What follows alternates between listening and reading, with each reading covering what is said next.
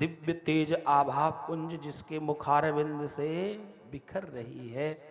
ऐसे वामन भगवान पहुंच गए हैं राजा बलि के यज्ञशाले पर। और जैसे बलि ने देखा इतना दिव्य तेज वाला बालक, वैसे आकृष्ट हो गया। आकृष्ट होकर के उसने भगवान की स्तुति गाई। स्वागतम ते नमस्तुभ्यं ब्रह्मन् किं करवामते।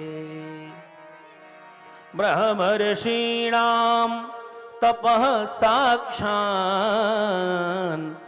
मन्ये त्वार्यवपुर्धरम्। राजा बलि कहता है आपका स्वागत है, स्वागत है, आइए आइए। लगता है सारे ऋषियों ने मिलकर के अपने तेज को एक जगह एकत्रित कर दिया और उसी तेज से आप उत्पन्न हुए हैं, इसलिए बारंबार आपको प्रणाम करता हूँ। आज मेरा कुल पवित्र हो गया, आज मेरा गोत्र पवित्र हो गया, आज मैं पवित्र हो गया। आप जो हमारे घर पे आए हैं, हे प्रभु मांगो मांगो, क्या चाहिए आपको? जो कुछ आप मांगोगे वो मैं सब कुछ देने के लिए तैयार हूँ। गाम कांचनम गुणवदनामधेयम। गैया मांग लो, गांव मांग लो, धन मांगो, संपत्ति मांगो, जितना चाहिए मांग लो। अरे मांगो तो। वामन भगवान ने कहा सुनो भैया, आप जो बोल रहे हो ये अपने कुल परंपरा के अनुसार ही बोल रहे हो, लेकिन महाराज क्या बताएं, हम ब्राह्मण हैं, हम बड़े संतोषी हैं, हम किसी से कुछ मांगते नहीं हैं। राजा बलि ने कहा कि महाराज मेरे दरवाजे पर कोई आवे बिना लिए कुछ चला जाए ये ठीक नहीं है, इसलिए आप मांगो।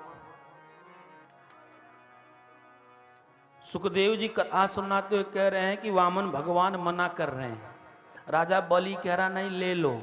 शुक्राचार्य जी ने सोचा बात क्या है, असली ब्राह्मण होता तो कभी लेने से मना ही न करता, इसका मतलब ये असली ब्राह्मण नहीं है। शुक्राचार्य जी ने अपनी दिव्य दृष्टि लगाई और जैसे शुक्राचार्य जी दिव्य दृष्टि लगाते हैं वैसे ही वामन भगवान कहते हैं अच्छा भैया अगर तू बहुत जिद करता है तो ज्यादा नहीं 3 पग भूमि तुम हमें दे दो। राजा बलि कहता है महाराज बलि के दरवाजे पे आए हो, आप जितने छोटे हो इतनी छोटी आपकी बुद्धि भी है, अरे खुल करके मांगो। वामन भगवान कहते हैं देखो वैसे तुम्हें मांगने की आवश्यकता ही नहीं थी, पर तुम बार बार कह रहे थे इसलिए हमने कह दिया 3 पग दे दो, रखो अपने पास, हमें वो भी नहीं चाहिए। अरे नहीं नहीं मेरा रुष्ट काय होते हो, नाराज क्यों होते हो? मेरे कहने का मतलब ये है कि बलि के दरवाजे पर जो मांगने के लिए आता है वो फिर दोबारा कहीं और मांगने न जाए। शुक्राचार्य जी ने देखा अरे ये तो साक्षात श्रीमन नारायण हैं। शुक्राचार्य जी समझ गए ये तो नारायण हैं, ये तो इसको छलने के लिए आए। भगवान वामन कहते हैं तो 3 पग भूमि तुम मुझे दे दो। शुक्राचार्य का राजा बलि कहता है महाराज ले लेना पर और कुछ मांग लो, और तब तक शुक्राचार्य जी की आंखें खुली। राजा बलि ने कहा हाँ महाराज। बोले कुछ देने के लिए तो नहीं कहा? बोले महाराज देने के लिए कह दिया। क्या कह दिया है? बोले महाराज केवल 3 पग भूमि ये बालक मांग रहा है। शुक्राचार्य जी कहते हैं मना कर दो। बोले क्यों? ए सबैरोचन साक्षात भगवान विष्णुरव्ययः कश्यपादिदितेर्जातो देवानां कार्य साधकः। एस विरोचन, हे विरोचन के पुत्र बलि अगर तूने कुछ कहा है तो मना कर दे। बलि ने पूछा क्यों? बोले साक्षात विष्णु अव्यय हैं, ये तुझे छलने के लिए आए हैं, तेरी पूरी संपत्ति ले लेंगे। राजा बलि कहता है तो महाराज मुझसे ज्यादा भाग्यशाली कौन होगा? जो परब्रह्म परमात्मा अपने चारों हाथों से उठा करके लोगों को देता है, आज वो दो भुज वाला बन करके मेरे दरवाजे पर मांगने के लिए आया है, तो मुझसे बड़ा कौन सौभाग्यशाली होगा। शुक्राचार्य जी ने कहा तो थोड़ा सा परिवर्तन कर लो। बोले क्या? बोले देने के लिए कह दिया तो दे दो, लेकिन ये कह दो कि भैया हम अपने पग से 3 पग भूमि देंगे। बलि कहता नहीं महाराज, इतना बड़ा अपराध करके धरती पे बोझ बन करके नहीं रह सकता हूं, कह दिया है तो देंगे। शुक्राचार्य जी पहचान गए भगवान को अच्छी तरह से। क्यों? क्योंकि जो नकली होता है वो छिपता नहीं है, नकली कभी छिपता नहीं है, वो सामने आ ही जाता है। रामचरितमानस में जब भगवान श्री रामचंद्र जी लक्ष्मण जी भटकते भटकते ऋषिमुख पर्वत के पास पहुंचे, तो हनुमान जी वहां पे आए ब्राह्मण का वेश बना के। ब्राह्मण का वेश बना करके आए तो राम जी के चरणों में प्रणाम किया। राम जी के चरणों में प्रणाम किया तो राम जी ने कहा सुनो तुम बहुरूपिया हो, कौन हो? हनुमान जी ने कहा महाराज आप कैसे पहचान गए? राम जी ने कहा इसलिए पहचान गए कि तुम अगर ब्राह्मण होते तो किसी क्षत्रिय के चरणों में प्रणाम ही न करते, इसलिए मैं जान गया कि तुम ब्राह्मण नहीं हो। हनुमान जी ने कहा तो हम जान गए महाराज आप डुप्लीकेट हो। बोले कैसे? बोले असली क्षत्रिय अगर होता तो ब्राह्मण को प्रणाम ही न करने देता, पहले ही मना कर देता रुक जाओ रुक जाओ। तो जो नकली होता है वो हमेशा अलग छटा बिखेरता चला जाता है।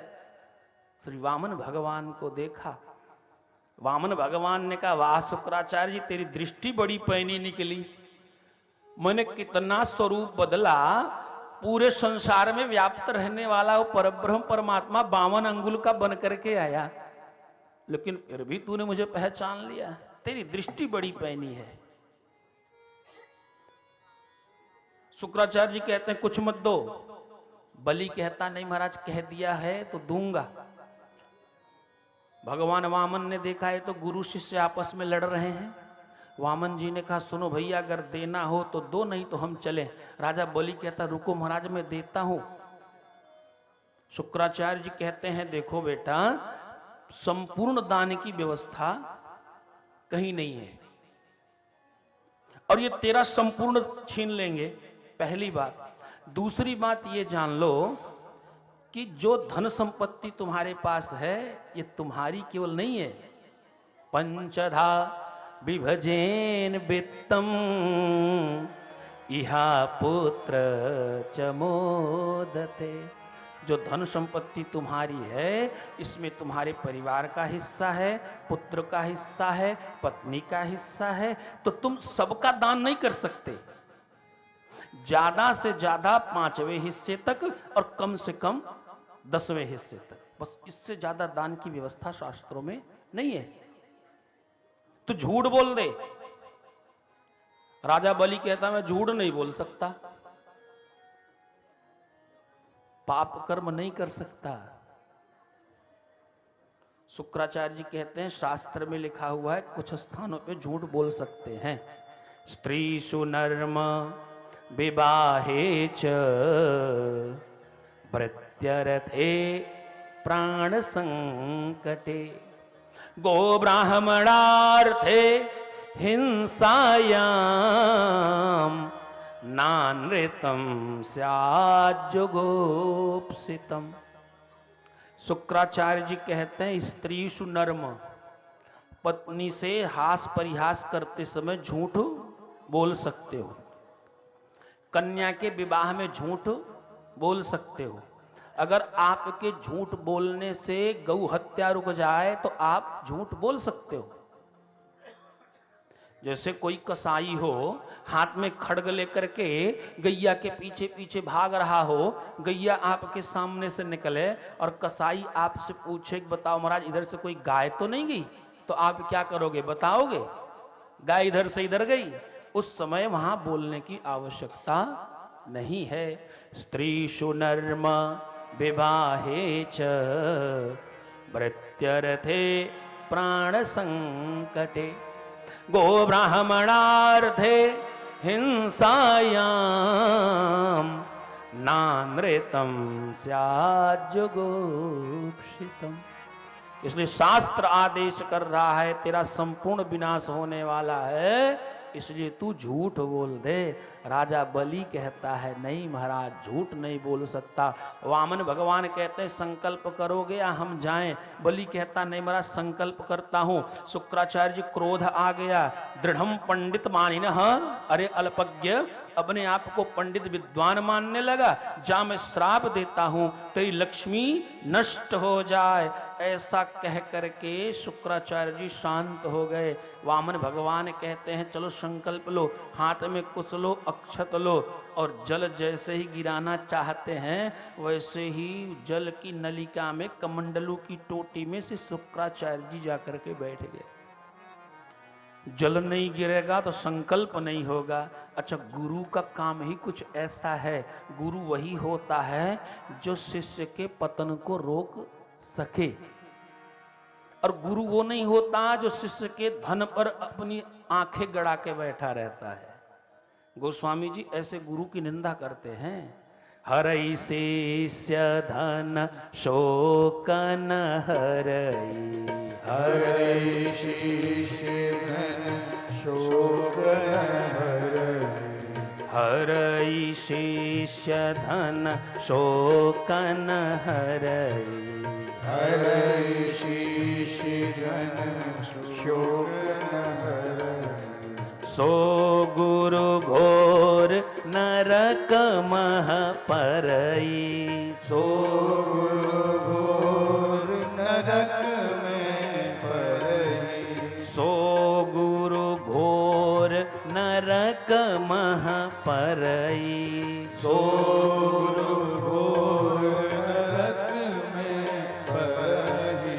हरई शिष्य धन शोकन हरई, हरई शिष्य धन शोकन हरई। जो गुरु शिष्य के शोक का हरण नहीं कर पाता, केवल शिष्य के धन पे दृष्टि पड़ी रहती है, ऐसा गुरु घोर नरक में जाता है। शुक्राचार्य जी ने कहा मेरे रहते मेरे शिष्य का संपूर्ण नष्ट नहीं हो सकता, इसलिए जाकर के कमंडलू की नलिका में बैठ गए। भगवान ने कहा भाई जल गिराओ, जल गिरता नहीं है।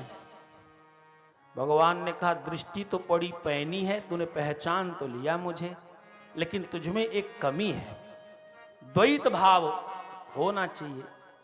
अद्वैत भाव होना चाहिए, तो अंदर द्वैत भाव है, ये ठीक नहीं है। इसलिए भगवान ने कुसा उठाया पहना और खींच के मारा। जैसे ही मारा वैसे शुक्राचार्य जी की एक आंख गोविंदाय नमो नमः। शुक्राचार्य जी कमंडलू से बाहर निकले, जल गिरा है, संकल्प हुआ, और संकल्प के बाद भगवान ने अपने वैराज स्वरूप को प्रकट किया है। भगवान ने अपना एक कदम बढ़ाया, भूर भूअर स्वर महर जनः तपः सत्यलोक होता हुआ वो चरण कमल पहुंच गए ब्रह्मलोक में। ब्रह्मा जी ने उस चरण को धो लिया, धो करके चरणोदक रख लिया कमंडलू में, और वही चरणोदक आगे चल करके गंगा जी के रूप में परिवर्तित भये। मातु गंगे तुम्हारी जय होवे, मातु गंगे तुम्हारी जय होवे, मातु गंगे तुम्हारी जय होवे, मातु गंगे तुम्हारी जय होवे, भागीरथी तुम्हारी जय होवे, भागीरथी तुम्हारी जय होवे, भागीरथी तुम्हारी जय होवे, भागीरथी तुम्हारी जय होवे, मातु गंगे तुम्हारी जय होवे, मातु गंगे तुम्हारी जय होवे, मातु गंगे तुम्हारी जय होवे, मातु गंगे तुम्हारी जय होवे, विष्णुपदी तुम्हारी जय होवे, विष्णु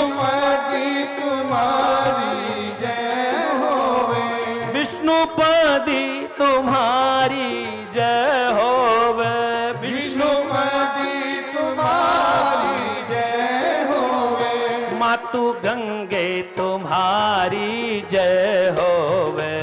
मातु गंगे तुम्हारी जय होवे। देवी सुरेश्वरी भगवती गंगे त्रिभुवन तारिणी तरल तरंगे शंकर मौल्य बिहारिणी विमले मम मति रास्ताम तो पद कमले रास्ताम तो पद कमले मातु गंगे तुम्हारी जय होवे।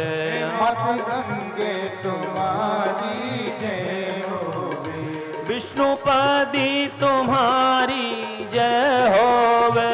विष्णुपदी जय हो जय होवे। विष्णुपदी तुम्हारी जय होवे। विष्णुपदी तुम्हारी जय होवे। मातु गंगे तुम्हारी जय होवे।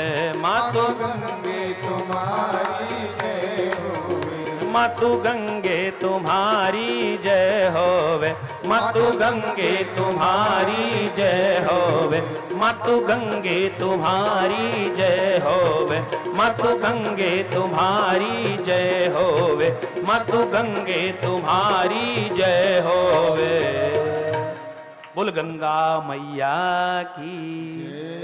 दूसरा कदम बढ़ाया भगवान ने तो अतल बितल सुतल तलातल रसातल और पाताल को नाप लिया है।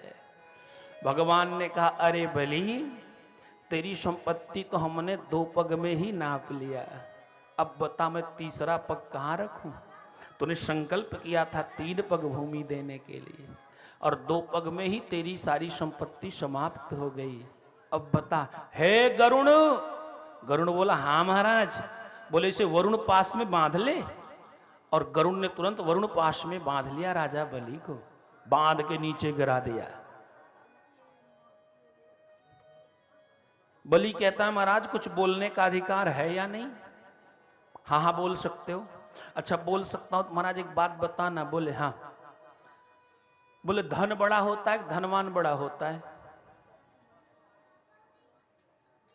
भगवान ने कहा नहीं नहीं धनवान बड़ा होता है, धन बड़ा नहीं होता।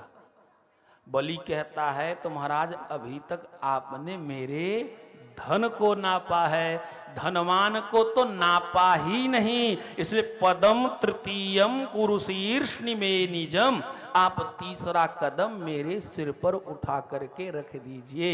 भगवान वामन ने तृतीय पग राजा बलि के सिर पे रखा और जैसे ही सिर पे रखा वैसे ही आकाश मार्ग से जय जयकार करते हुए भगवान सहित श्री प्रहलाद जी प्रकट भय। बोल प्रहलाद जी महाराज की। अरे वाह बेटा बलि वाह, तूने तो खूब भक्ति की। भक्ति तो मैंने भी की थी लेकिन भगवान की गोदी को केवल प्राप्त कर सका, लेकिन तूने तो ऐसी भक्ति की है कि भगवान के चरण को प्राप्त किया, उनकी धूलि को प्राप्त किया है। इसलिए तू धन्यवाद का पात्र है, धन्यवाद का पात्र है। श्री प्रहलाद जी आए हैं, भगवान की स्तुति गाई है और भगवान ने वरदान दिया है अगले मनवंतर में तू इंद्र बनेगा, अभी तुम सुतल लोक को चले जाओ। प्रहलाद के सहित भगवान ने बलि को सुतल लोक में भेज दिया है। इस तरह से भगवान वामन ने देवताओं के खोए हुए राज्य को ला करके वापस दिया है। इसी तरह से वामनावतार की तरह ही भगवान का एक अवतार हुआ जिसे कहते हैं हम मत्स्यावतार। भगवान के मत्स्यावतार से सृष्टि का कल्याण हुआ है और भगवान ने इस तरह से मत्स्यावतार को धारण किया। बोल वृंदावन बिहारी लाल की जय। कथा सुनाते हुए स्वामी सुखदेव जी कहते हैं राजा परीक्षित अब मैं तुझे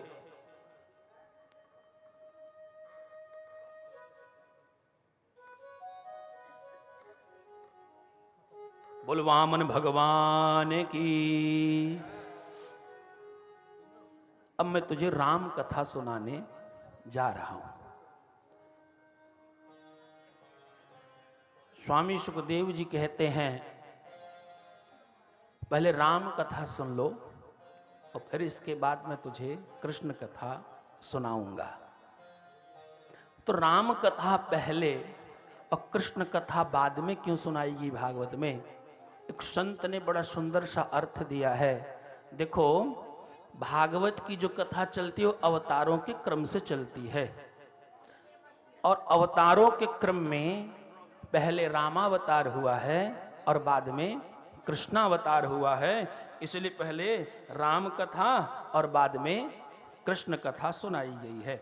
या दूसरा अर्थ लगा लेते हैं, भगवान श्री कृष्ण थोड़ा टेढ़े हैं, भगवान श्री कृष्ण टेढ़े हैं और भगवान राम जी सीधे साधे हैं। तो पहले सीधे को जान लो, फिर टेढ़े को जान पाओगे। या दूसरा अर्थ लगा लेते हैं, जो सीधे को जान पाएगा वही टेढ़े को जान सकता है। या एक अर्थ और लगा लेते हैं, आप रामचरितमानस उठावेंगे तो रामचरितमानस में सबसे पहले क्या है? रामचरितमानस में पहले शिव कथा का वर्णन किया गया है। जो शिव कथा सुनता है उसी का प्रवेश राम कथा में हो पाता है, और जो राम कथा सुनता है वही कृष्ण कथा को समझ पाता है। इसलिए पहले राम कथा और बाद में कृष्ण कथा का वर्णन किया गया है। आइए इस राम कथा में प्रवेश करने के पूर्व दो पंक्तियां भगवान श्री रामचंद्र जी के चरणों में निवेदित करते हैं। बोलो सियावर रामचंद्र की जय।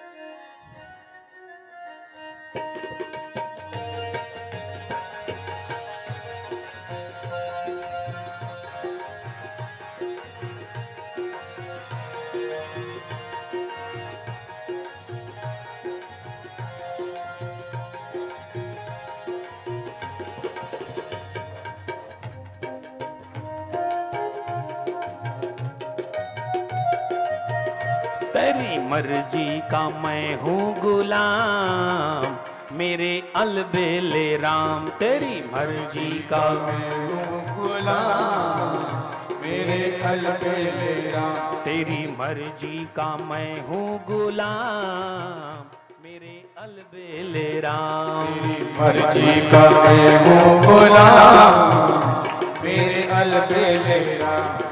अलबेले राम मेरे अलबेले राम। अलबेले राम मेरे अलबेले राम। हाँ, अलबेले राम मेरे अलबेले राम। अलबेले राम मेरे अलबेले राम। तेरी मर्जी का मैं हूँ गुलाम, मेरे अलबेले राम। तेरी मर्जी का मैं हूँ गुलाम, मेरे अलबेले राम।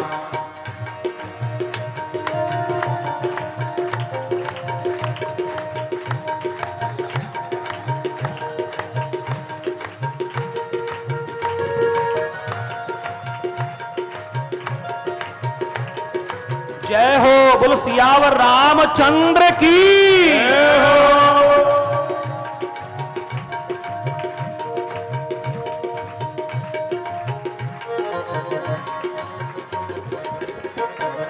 जी करे ताहे करूं प्राण निछावरी। जी करता करूं प्राण निछावर। जी करे ताहे करूं प्राण निछावरी। जी करता करूं प्राण निछावर। जी करे ताहे करूं प्राण निछावरी। जी करता करूं प्राण निछावर। दौलत हुई तेरे नाम, मेरी दौलत हुई तेरे नाम। मेरे अलबेले राम। तेरी मर्जी का मैं हूँ गुलाम, मेरे अलबेले राम। तेरी मर्जी का मैं हूँ गुलाम, मेरे अलबेले राम। तेरी मर्जी का मैं हूँ गुलाम, मेरे अलबेले राम। तेरी मर्जी का मैं हूँ गुलाम, मेरे अलबेले राम। जय हो।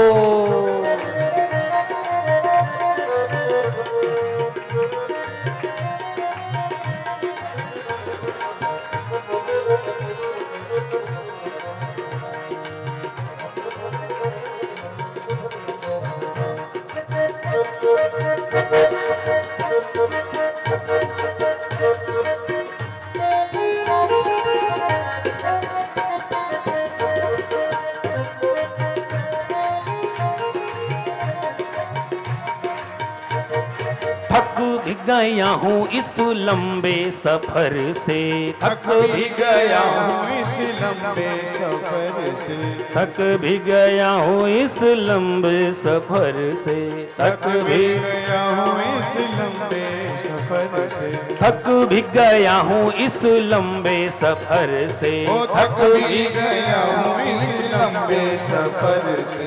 जीना हुआ है हराम मेरा, हुआ है हराम, मेरे अलबेले राम तेरी मर्जी का मैं हूँ गुलाम, मेरे अलबेले राम, तेरी मर्जी का मैं हूँ गुलाम, मेरे अलबेले राम। तेरी मर्जी का मैं हूँ गुलाम, मेरे अलबेले राम। जय हो।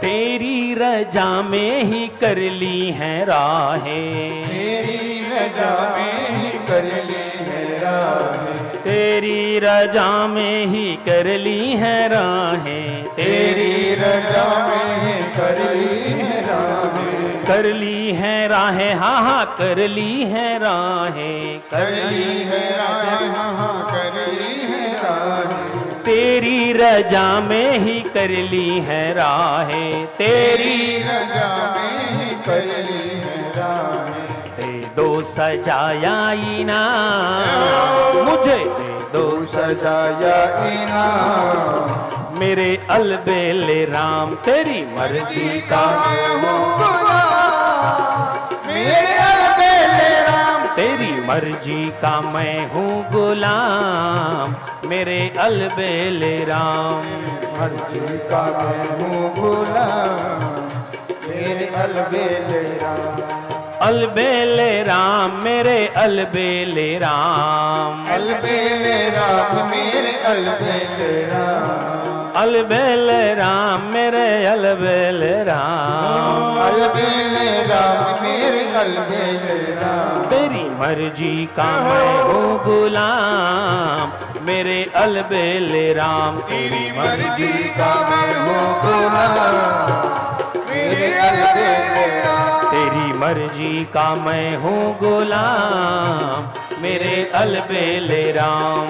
मर्जी का मैं हूँ गुलाम, मेरे अलबेले राम, राजा राम राम राम, राजा राम राम राम, राजा राम राम राम, राजा राम राम राम, राजा राम राम राम, राजा राम राम राम, राजा राम राम राम, राजा राम राम, सीता राम राम राम, सीता राम राम राम, सीता राम राम राम, सीता राम राम राम, सीता राम राम राम, सीता राम राम राम, सीता राम राम राम, सीता राम राम राम, राजा राम राम राम, राजा राम राम राम, राजा राम राम राम, राजा राम राम राम, राजा राम राम राम, राजा राम राम राम, राजा राम राम राम, राजा राम राम राम, सीता राम राम राम, सीता राम राम राम, सीता राम राम राम, सीता राम राम, सीता राम राम राम, सीता राम राम राम, सीता राम राम राम, सीता राम राम राम, सीता राम राम राम, सीता राम राम राम, सीता राम राम राम, सीता राम राम,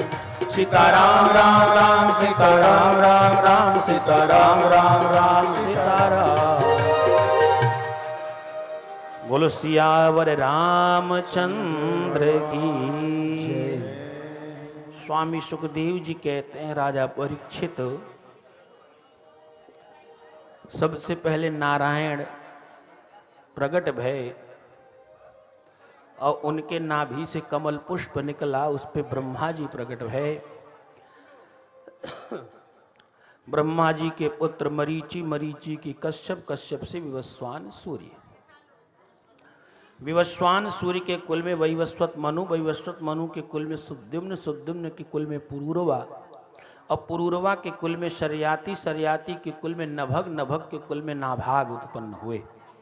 नाभाग के ही पुत्र महाराज अम्बरीश हुए, अम्बरीश के पुत्र हुए मानधाता, मानधाता के कुल में त्रिशंकु, त्रिशंकु के कुल में हरिश्चंद्र, और हरिश्चंद्र का पुत्र हुआ रोहित, रोहित का पुत्र हुआ शगर, और शगर के पुत्र भय अंशुमान। इन्हीं के कुल महाराज भगीरथ जी प्रकट भय।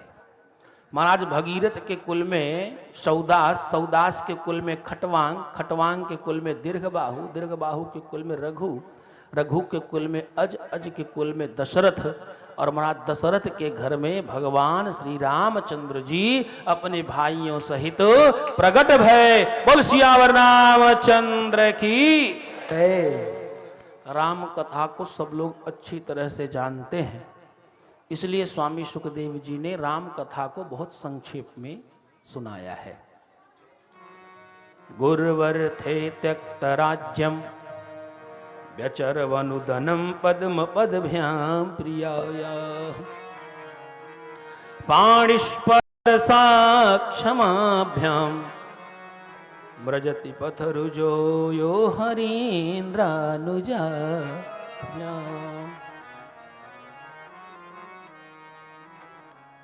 राम कथा को केवल एक श्लोक में सुनाया।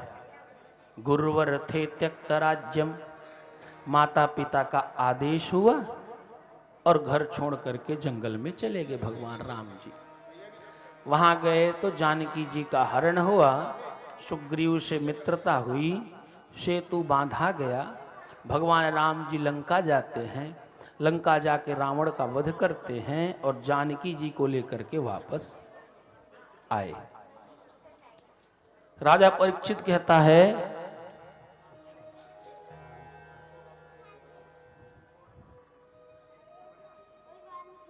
राजा परीक्षित कहता है महाराज आपने राम कथा को बड़े संक्षेप में सुना दिया, थोड़ा और विस्तार और थोड़ा सा विस्तार दीजिए। सुखदेव जी कहते हैं ठीक है, तो जाकर के कथा को 2 अध्यायों में बढ़ाया है। ज्यादा विस्तार इसलिए नहीं दिया क्योंकि अगर राम कथा सुनने सुनाने में लग जाएंगे तो कृष्ण कथा सुनने का अवसर ही नहीं मिलेगा, इसलिए संक्षेप में ही राम कथा को सुनाया।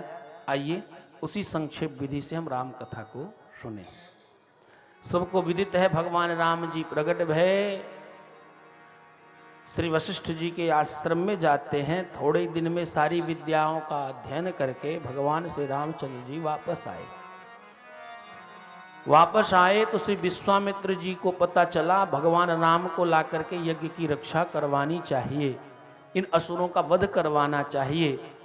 श्री विश्वामित्र जी दशरथ जी के यहाँ आते हैं और दशरथ जी के यहाँ आकर के उन्होंने राम लक्ष्मण की याचना की है। राम लक्ष्मण को लेकर के वो चल दिए हैं। रास्ते में चलते हैं तो ताड़का का वध किया है भगवान ने। ताड़का का वध करने के बाद भगवान ने यज्ञ की रक्षा की है। यज्ञ की रक्षा हुई, उसके बाद उसी समय निमंत्रण पत्र आया है जनकपुर से। जनकपुर से निमंत्रण पत्र आया है, श्री विश्वामित्र जी का बुलावा है। उसी धनुष यज्ञ में पहुंचने के लिए श्री विश्वामित्र जी तत्पर हुए हैं और अपने दोनों शिष्यों को लेकर के चल दिए। इस निमंत्रण पत्र की सबसे बड़ी विशेषता यह है कि देश देशांतर के जितने राजा महाराजा हैं सबको निमंत्रण पत्र भेजा गया है, लेकिन अयोध्या में निमंत्रण पत्र नहीं आया। अयोध्या में निमंत्रण पत्र क्यों नहीं आया? अयोध्या में निमंत्रण पत्र इसलिए नहीं आया कि एक बार की बात है, महाराज जनक जी अपने छोटे भाई के साथ आखेट खेलते हुए अपनी सीमा का, राज्य की सीमा का उल्लंघन करके कौशल राज्य में चले आए। कौशल राज्य में आकर जब आ गए तो एक जंगली सूकर के पीछे पीछे चल रहे थे और उन्होंने बाण मारा। बाण मारा तो बाण जाकर के एक गैया को लग गया। गैया धड़ाम दी करके वहीं पे गिर पड़ी। जो मंत्री आदि थे उन्होंने कहा महाराज बहुत बड़ी गलती हो गई, ये महाराज दशरथ जी का क्षेत्र है, यहाँ पर गायों की पूजा की जाती है, आपके द्वारा गौवध हो गया है। अगर महाराज दशरथ जी सुनेंगे तो बड़े कुपित होंगे, इसलिए उनसे क्षमा याचना करनी चाहिए। जनक जी ने कहा तो ठीक है, जाओ दशरथ जी सब निवेदन कर दो। जैसे मंत्री आया दशरथ जी के पास, वैसे उस समय श्री दशरथ जी अपने गुरु जी का पूजन करने के लिए जा रहे थे। पूजन करने के लिए जा रहे थे, रास्ते में मंत्री मिल गया, उसने प्रणाम किया, महाराज मैं जनक जी का महामंत्री हूँ। बोले हाँ क्या बात है? बोले महाराज जनक जी आपके राज्य में आ गए, गलती से उनसे एक गऊ का वध हो गया है। दशरथ जी ने कहा भाई इस समय तो मैं गुरु पूजन के लिए जा रहा हूं, कहीं अन्यत्र नहीं जा सकता। एक झाड़ू लगाने वाला दिख गया। दशरथ जी ने कहा ए सुनो। झाड़ू वाला बोला क्या बात है? बोले जनक जी ने एक गऊ वध कर दिया है, तुम जाओ गाय को जीवित कर दो। जनक जी का जो महामंत्री था वो परेशान हो गया, ये झाड़ू लगाने वाला गैया को जीवित करेगा। मन में बड़ा व्यथित था, उसको लेकर के आया। जनक जी ने पूछा ये कौन है? बोले झाड़ू लगाने वाला है। बोले किस लिए आया है? बोले गौ माता को जीवित करने के लिए आया है। जनक जी खुद परेशान हो गए, लेकिन उस झाड़ू लगाने वाले ने हाथ में जल लिया है और जल लेकर के संकल्प किया है अगर हमने महाराज दशरथ जी को पिता मान करके इस राज्य में रह करके जीवन यापन किया है तो उस पुण्य के प्रभाव से गैया जीवित हो जाए। जल का छींटा मारा और गैया खड़ी हो गई। जनक जी सोचने लगे बाप रे, यहाँ के झाड़ू लगाने वाले में इतनी शक्ति है। तो जब जानकी जी के स्वयंवर के लिए पत्र लिखे जा रहे थे तो जनक जी के छोटे भाई ने जनक जी से कहा देखो भैया सर्वत्र निमंत्रण पत्र भेजना पर अयोध्या में मत भेजना। बोले क्यों? बोले कथा याद है ना, झाड़ू लगाने वाला आया था, गाय जीवित करके चला गया था। उस समय दशरथ जी के पास समय नहीं था और कहीं आपका निमंत्रण पत्र पहुंचे और दशरथ जी व्यस्त हो जाएं तो झाड़ू वाले से कह दें जाओ भैया धनुष दौड़ के चले आओ, तो पता चलेगा जानकी जी का विवाह जानकी जी का विवाह झाड़ू लगाने वाले के साथ हो जाएगा। इसलिए निमंत्रण पत्र अयोध्या मत भेजो। निमंत्रण पत्र अयोध्या नहीं आया है, लेकिन विश्वामित्र जी अपने दोनों शिष्यों को लेकर के चल पड़े हैं। रास्ते में चलते चलते एक जंगल दिखाई पड़ा। जंगल में एक आश्रम दिखाई पड़ा है।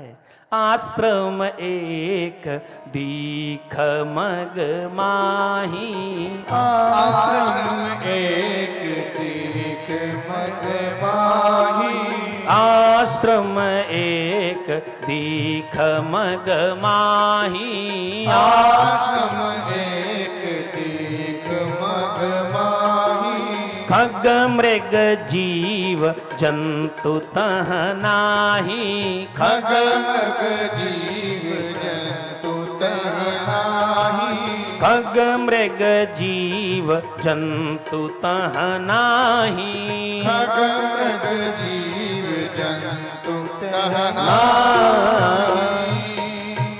आगे आगे विश्वामित्र जी, उनके पीछे श्री राम जी, उनके पीछे श्री लक्ष्मण जी चल रहे हैं, चले जा रहे हैं। राम जी ने विश्वामित्र जी से कहा गुरुजी आश्रम है? गुरुजी ने कहा हाँ आश्रम है। बोले पर आश्रम में कोई आश्रमी व्यवस्था नहीं दिखाई पड़ रही है। विश्वामित्र जी ने कहा एक बात बताना। बोले हाँ। बोले आगे आगे कौन चल रहा है? राम जी ने कहा आप चल रहे हो महाराज। अच्छा जब आगे आगे मैं चल रहा हूं, मैंने आश्रम नहीं देखा तो आपने क्यों देख लिया? राम जी ने कहा यही तो मेरी विशेषता है, जिसको कोई नहीं देखता उसे मैं देखता हूं और जिसे मैं देख लेता हूं उसे किसी और को देखने की आवश्यकता नहीं पड़ती है। अच्छा अब देख लिया है तो पूरी कथा को सुनाया। गौतम नारी श्राप बस उपल देह धरि धीर, चरण कमल रज चाहती, कृपा करहूं रघुवीर। अब चरण रज प्रदान कर दीजिए अहिल्या जी को। राम जी ने कहा महाराज संभव नहीं है, ये मेरी गुरु माता है और अपने चरण की धूलि में कैसे इन्हें प्रदान करूं। बोले नहीं नहीं देना पड़ेगा, गुरु आज्ञा गरीयसी, गुरु का आदेश है इसलिए पालन करो। राम जी ने कहा ठीक है, चरण धूलि प्रदान की है और जैसे ही चरण धूलि प्रदान की वैसे ही अहिल्या जी मूर्त रूप से साक्षात स्वरूप में आ गई हैं और अहिल्या जी ने भगवान की प्रार्थना गाई है। प्रार्थना गा करके अहिल्या जी चली गई अपने पति के लोक में। अब यहां पे भगवान राम की सबसे बड़ी विशेषता देखिए। राम जी अहिल्या के ऊपर जब कृपालु बने तो राम जी ने उन्हें विष्णु लोक नहीं दिया, साकेत लोक नहीं दिया, गई पति लोक आनंद भरी, पति लोक में भेज देते हैं। क्यों? क्योंकि भगवान राम का एक नाम है गई बहोरी। रामचरितमानस में कुल 7 कांड हैं, इनमें गोस्वामी जी ने 6 नाम अपनी तरफ से दिए। गई बहोरी गरीब नेवाजू, गई बहोरी गरीब निवाजू, गई बहोरी गरीब नेवाजू, गई बहोरी गरीब निवाजू, सरल सबल साहेब रघुराजू, सरल साहिब रघुराजू, सरल सबल साहेब रघुराजू, सरल साहिब रघुराजू। बालकांड में भगवान राम को नाम दिया गोस्वामी जी ने गई बहोरी। गई बहोरी का अर्थ क्या होता है? जो वस्तु चली गई है उसे ला करके जो वापस दे दे उसे कहते हैं गई बहोरी। लोगों ने गोस्वामी जी से पूछा तो ऐसे तो बहुत लोग हैं, आपने भगवान राम का नाम गई बहोरी क्यों रख दिया? बोले भगवान राम ने जो ला करके दिया वो कोई ला करके दे ही नहीं सकता। बोले क्या ला करके दिए? बोले भारतवर्ष में एक ऐसी वस्तु है जो एक बार चली जाती है तो वापस दोबारा नहीं मिलती है। वो कौन सी वस्तु है? बोले भारतवर्ष के नारी का चरित्र। जिस नारी का चरित्र एक बार चला जाए वापस दोबारा नहीं मिलता है, लेकिन भगवान राम ने वो भी ला करके दिया। अहिल्या के गए हुए चरित्र को ला करके राम जी ने दिया, इसलिए गई बहोरी। भगवान राम जी ने अहिल्या जी को दर्शन दिया। आगे चलते हैं, जनकपुर में पहुंचते हैं। श्री जनक जी ने सुंदर ढंग से स्वागत किया, सत्कार किया है, सुंदर महल में रहने के लिए निवास दिया है। भगवान राम जी श्री लक्ष्मण जी के साथ वहाँ निवास करते हैं, पुष्प वाटिका का दर्शन करते हैं। पुष्प वाटिका का दर्शन कर लिए तो अगले दिन प्रातःकाल धनुष यज्ञ आरंभ होने वाला है। जनक जी ने राम जी के स्वरूप को जैसे ही देखा वैसे ही मन में भाव बन गया, ये बालक मुझे बंदी बना करके जानकी जी का हरण कर लेता तो बड़ी अच्छी बात थी। जनक जी अपने प्रतिज्ञा पे पश्चाताप कर रहे हैं। कमठ पृष्ठ कठोर मिदम धनु, हनुमान नाटक, हनुमान जी ने स्वतः लिखा है। कमठ पृष्ठ कठोर मिदम धनु, मधुर मूर्ति रसौ रघुनंदन, कथमधीज्यमनेन विधीयताम्, अतात प्रणस्तव दारुणम। जनक जी सोचते हैं कहाँ कछुए के पीठ के समान कठोर ये धनुष, कहाँ राम जी का बिल्कुल मृदुल स्वभाव, रसस्वरूप। परमात्मा कैसा है? वेदांत कहता है रसो वैसा, परमात्मा रसस्वरूप है। ऐसे रसस्वरूप परमात्मा के द्वारा धनुष का भंजन कैसे किया जा सकता है? सब मंचन ते मंच एक सुंदर विशद विशाल, सभी मंचों में एक विशाल मंच का निर्माण करवाया है जनक जी ने, और उसी मंच पे भगवान श्री रामचंद्र जी, लक्ष्मण जी और विश्वामित्र जी को बिठा दिया है। देश देशांतर के राजा आए हैं, प्रतिज्ञा सबको सुना दी गई है। अब जो राजा महाराजा हैं वो धनुष तोड़ने के लिए जाते हैं, लेकिन जाते तो हैं धनुष तोड़ने के लिए, और तिल भर भूमि न सकहीं उठाई, एक तिल भी धनुष को उठा नहीं पाते हैं। धीरे धीरे जितने राजा आए थे सब लोग थक गए हैं। जनक जी ने मन में विचार किया, जो धनुष को तोड़ सकता है वो तो उठ ही नहीं रहा है, और जो नहीं तोड़ सकते वो बार बार उठो बैठ रहे हैं। तो धनुष को जो तोड़ सकता है वो कौन है? बोले राम जी हैं। तो राम जी को अगर उठाना है तो किसको उठाना पड़ेगा?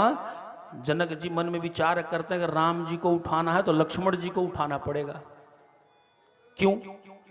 क्योंकि अगर झंडा खड़ा करना है तो डंडा खड़ा कर दो, डंडा खड़ा होगा तो झंडा खुद ही खड़ा हो जाएगा। तो लक्ष्मण जी क्या हैं? दंड हैं। दंड भव समान भयऊ जस जाका। और राम जी कौन है? राम जी हैं पताका, झंडा, रघुपति विमल पताका। राम जी पताका, लक्ष्मण जी दंडा। और श्री जनक जी क्या करते हैं? जनक जी ने देखा है लक्ष्मण जी को और देख करके बोले, भैया अब जानी को माख भट माही, अब जानी को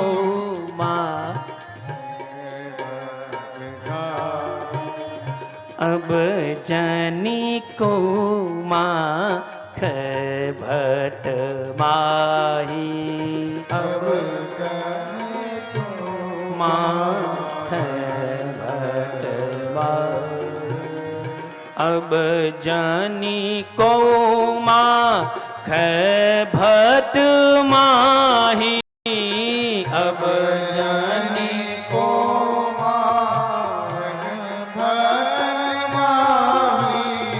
अब जानी को माख भट माही, अब जानी को माख भट माही। वीर विहीन महिमय जानी, वीर विहीन महिमय वीर विहीन महिमय जानी, वीर विहीन महिमय जानी। तजहु आस निज निज गृह जाहू, तजहु आस निज जाहू, लेखान विधि देहि विबाहु, लेखान विधि देहि विबाहु, देहि विबाहु, देहि विबाहु, देहि विबाह। जनक जी देखते हैं लक्ष्मण जी को और कहते क्या हैं? अब जन को माख भट माही, वीर विहीन महिमय जानी। जनक जी देखते हैं लक्ष्मण जी को, कह रहे हैं अब मैं समझ गया यहाँ पे कोई स्वाभिमानी नहीं रह गया है। मुझे आज पता चल गया कि धरती वीर विहीन हो चुकी है और जितने राजा महाराजा यहाँ पे आए हैं सब लोग वापस अपने अपने घर चले जावें, क्योंकि लगता है ब्रह्मा जी ने जानकी जी का विवाह ही नहीं लिखा है। और जैसे ही लक्ष्मण जी को देख करके जनक जी बोले, वैसे ही लक्ष्मण जी तमक करके खड़े हो गए। कही जनक जस अनुचित बानी, विद्यमान रघुकुल मणि जान। अरे जनक क्या बोल गया? यहां पे रघुकुल मणि भगवान रामचंद्र जी बैठे हैं और तुम कहते हो कि कोई वीर योद्धा नहीं यहां पे। जैसे ही जनक जी के सामने लक्ष्मण जी तमक करके खड़े हो गए, वैसे ही जनक जी हंसने लगे। अब लक्ष्मण जी खड़े हो गए हैं तो राम जी खड़े ही हो जाएंगे। कांचे घट जिमी फोरऊ डाय, बताओ अभी इस ब्रह्मांड को कच्चे घड़े की तरफ फोड़ देता हूं, तोड़ देता हूं। एक कहता है दूसरे राजा से, हे सुन सुन। बोले हाँ। बोले चल घर चलते हैं। उसने पूछा क्यों? बोले सुना नहीं छोटा वाला क्या कह रहा है? बोले क्या कह रहा है? बोले कह रहा है ना पूरे ब्रह्मांड को फोड़ दूंगा। तो बता अगर हम लोग यहां रहेंगे तो मर जाएंगे। दूसरे वाले ने कहा तो क्या तेरा घर ब्रह्मांड के बाहर है? घर तो ब्रह्मांड के अंदर ही है। अरे यहां रहेगा तो भी मरेगा, घर जाएगा तो भी मरेगा। अच्छा ये है कि यहां मरेगा, कम से कम ये तो देख लेगा धनुष टूटा कि नहीं टूटा। हाँ रे ठीक कहा तुमने। लक्ष्मण जी जब तमक करके खड़े हो गए तो राम जी धीरे से, नयन तरे रे राम, धीरे से लक्ष्मण जी को देख लिया। अच्छा यहां पे जनक जी बोलते हैं लक्ष्मण जी को, और तमक के लक्ष्मण जी खड़े हो गए। राम जी बड़े हैं, राम जी को पहले खड़ा होना चाहिए था ना जी। पहले लक्ष्मण जी काहे खड़े हो गए? क्योंकि लक्ष्मण जी कह रहे ना, विद्यमान रघुकुल मणि जानी।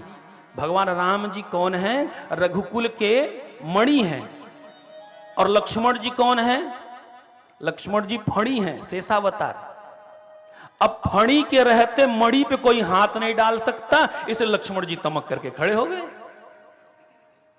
राम जी ने धीरे से आंख तरे रहे और विश्वामित्र जी ने निवेदन किया, हे राम जी अब उठो, उठहूं तात भंजहूं, अब आप तोड़ो धनुष को।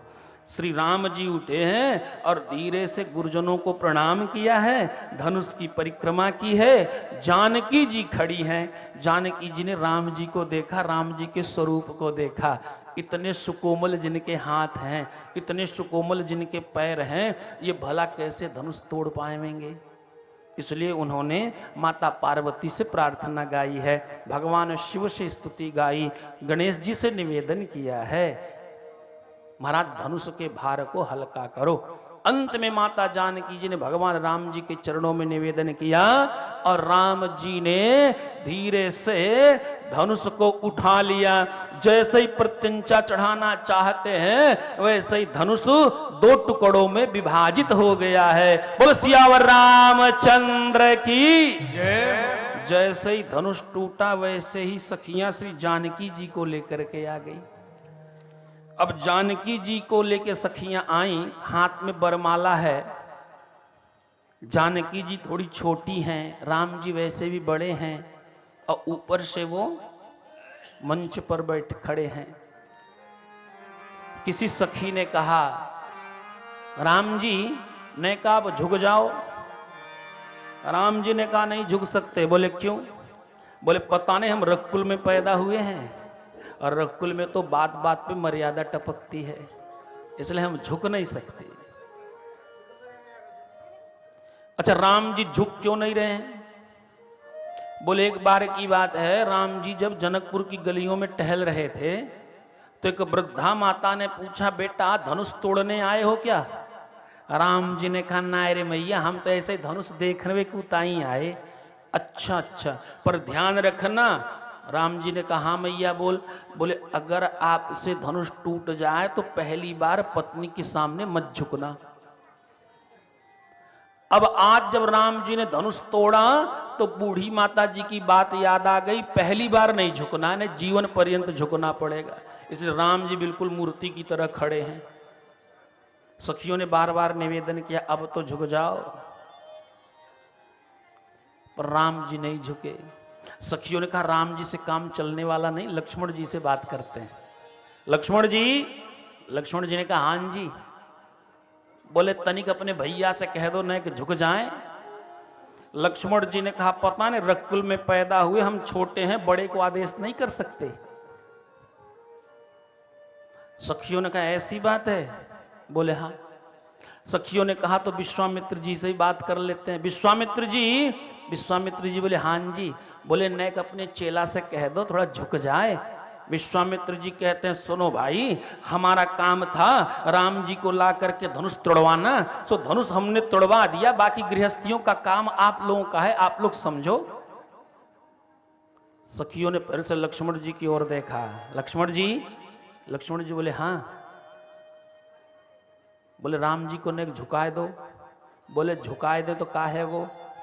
बोले एक तरफ वरमाला जानकी जी राम जी को पहनावेंगी तो उर्मिला जी साथ में हैं।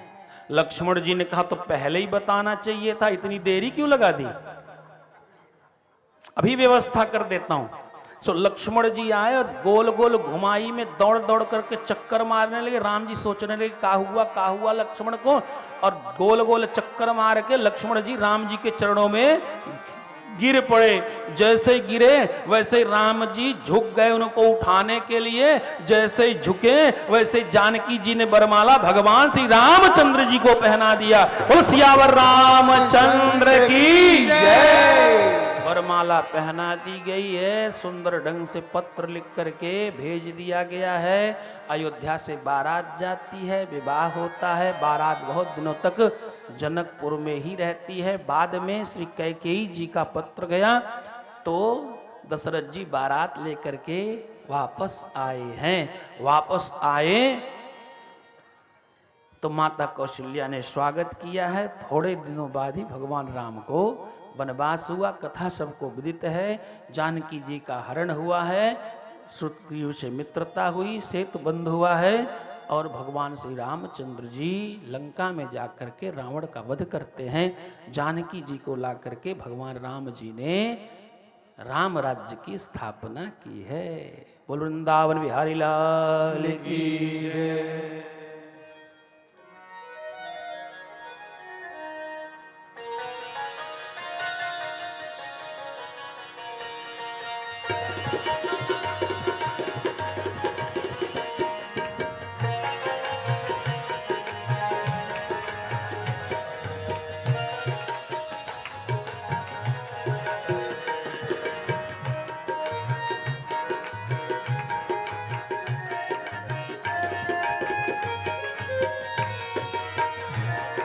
राघव ललन तोरे कोमल चरण, कहीं कंकड़िया नहीं गड़ी जाए।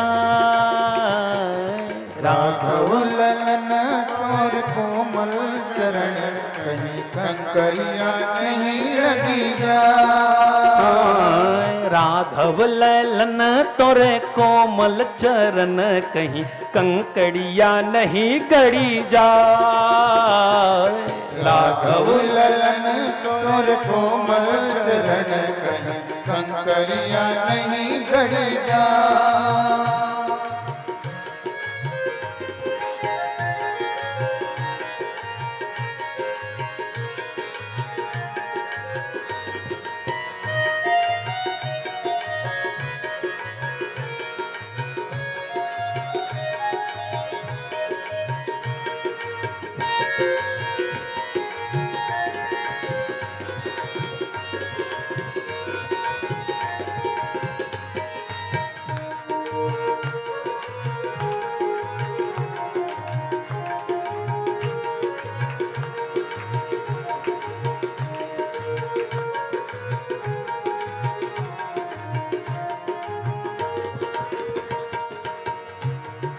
नवराजीव चरण अनुराग, नवराजीव चरण अनुराग, नवराजीव चरण अनुराग, नवराजीव चरण अनुराग। खेलन बिनु पानहि न पधारे, खेलन बिनु पाहिन न पधारे, खेलन बिनु पानहि न पधारे, खेलन बिनु पाहिन न पधारे। धीरज नयन मोद मंगल अयन लाग, तेरी मैं लेती बलाय। धीरज नयन मोद मंगल अयन लाग, तेरी मैं लेती बलाय। राघव ललन जय हो। चरण कहीं कंकरिया नहीं गड़ी जाए। राघव ललन तोरे कोमल चरण कहीं कंकड़िया नहीं गड़ी जाए। राघव ललन तोरे कोमल चरण कहीं कंकरिया नहीं गिर जाए। जय हो। बड़ा प्यारा भजन स्वामी रामभद्राचार्य जी महाराज जी का।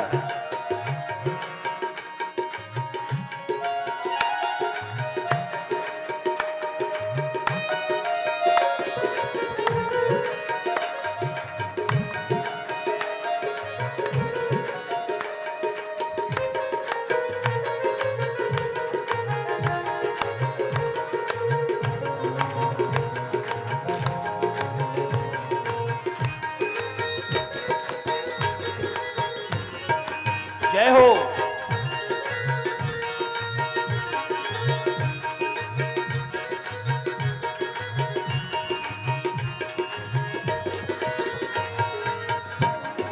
रवि कर उदित शीस नहीं छाही। रवि कर उदित शीश नहीं छाही। रवि कर उदित शीस नहीं छाही।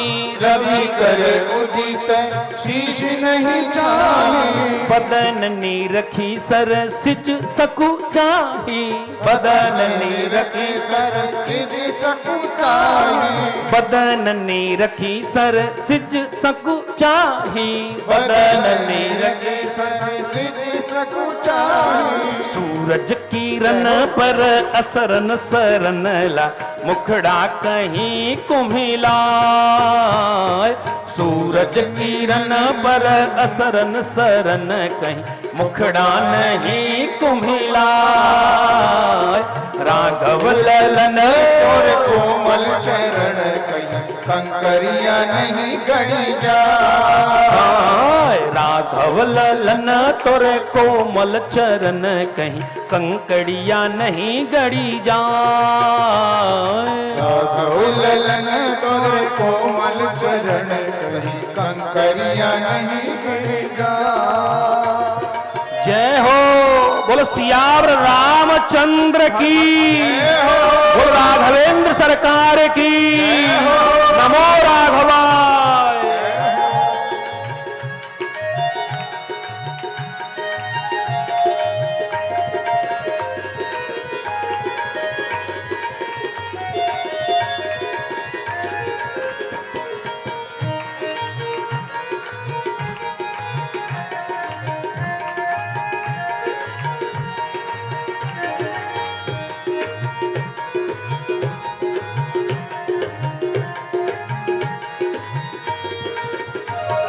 लालन यही आंगन मिली खेलो। लालन यही आंगन मिली खेलो। लालन यही आंगन मिली खेलो। लालन यही आंगन मिली खेलो। कल बल बचन तो तरे बोलो। बल बल बचन तो तेरे बोलो। कल बल बचन तो तरे बोलो।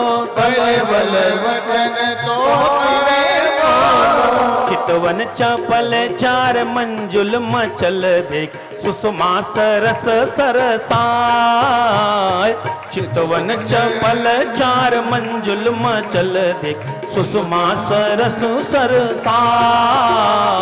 राघव ललन तोर कोमल चरण कहीं कंकरिया नहीं गड़ी जाए। राघव ललन तोरे कोमल चरण कहीं कंकड़िया नहीं गड़ी जाए। राघव ललन तोर कोमल चरण कहीं कंकरिया नहीं गड़ी जाए। जय हो।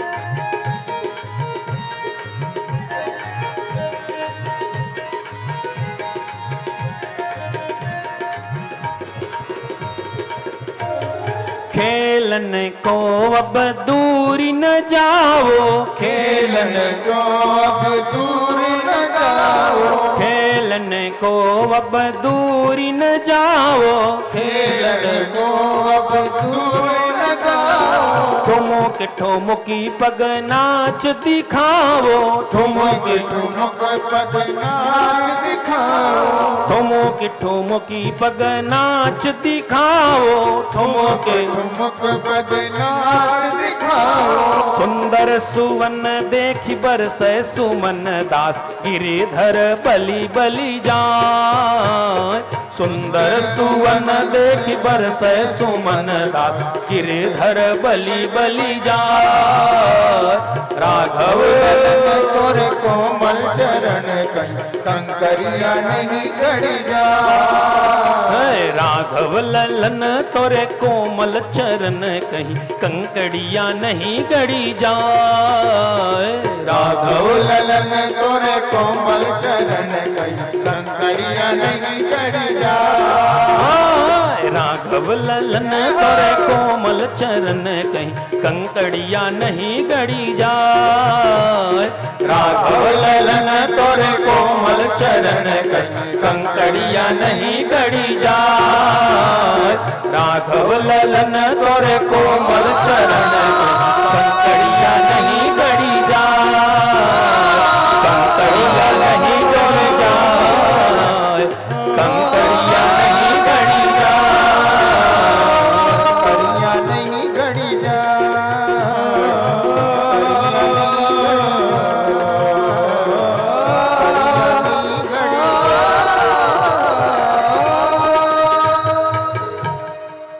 बोल सियावर रामचंद्र की जय।